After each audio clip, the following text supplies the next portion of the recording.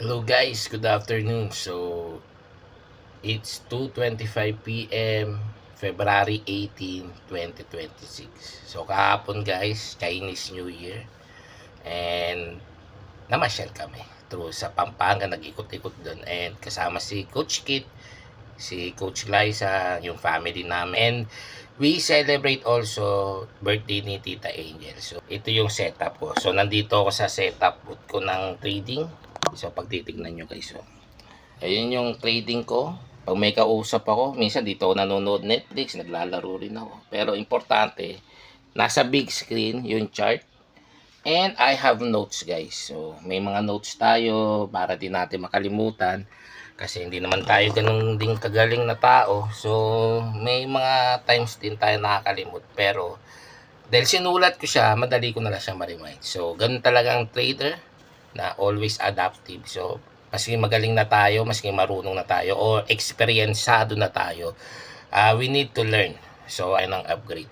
Pero anyway guys, itong video na to is all about quota this February. So, noong January 2026, we profit 83,000 pesos. So, yun yung kinita natin.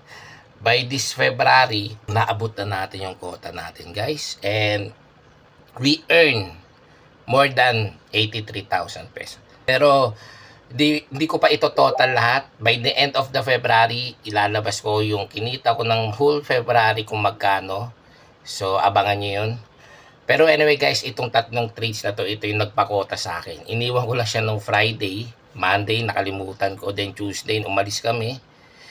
And nag-scalping ako sa different account. So, guys, para malaman nyo lang yung scalping account ko and daily to swing account magkaiba because merong magkaiba ng attitude ng market. Tadali yung mga hold position ko. Pero itong scalping, pag iniwalay ko yung capital ko doon because ito, pang mabilisan, ito pang mabagalan. Ano maganda doon? So kung talo ka sa scalping, maganda naman tong daily to swing trading mo. Ito yung mga matagal na. So, nung last week ko pa to, nagulat na lang ako pag uwi namin, 7 p.m. Kararating lang namin, medyo madilim na. Nag-notify yung cellphone, kundi ko pa nga pinansin kagad. Kasi pahinga muna tayo, upo-upo. Long drive, nakakapagod yung biyahe. And, nagulat ako, boom, tatlong trades, TP. So, malalaki yung TP na yun guys. Hindi lang basta $100. And malaki din naman yung lot size. And sobrang layo. So natipin natin guys. Dahil dun sa tatlong trades na yun, nakota natin kagad yung February natin. Natin yun, February, magre-report ulit ako sa inyo guys. Kung magkano ba yung kinita nung whole of February. So yung January ko, tinalo ko na. Yun yung maganda doon. Pero guys, I'm wishing you na makuha nyo tong skills na to. So, I'm going to share the blessings, guys. Kaming mga coaches willing to give a hand to you guys na kung anong meron kami, sana ma-acquire nyo.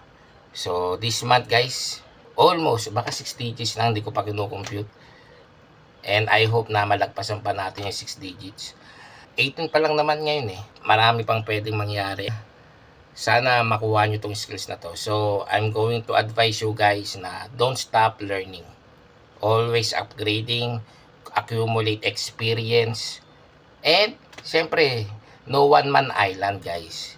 Be wary, marami tayong mga kaibigan dyan na trader in Primeverse. Kung wala, dito sa community namin, mayroon din. Pero kung wala kayo sa community namin guys, maghanap kayo ng kasama nyo na pares kayo aangat. Doon sa community namin guys, walang hilaan pababa, hilaan kami paangat. Guys, hanggang dito na lang yung video na to. Anyway, bye-bye.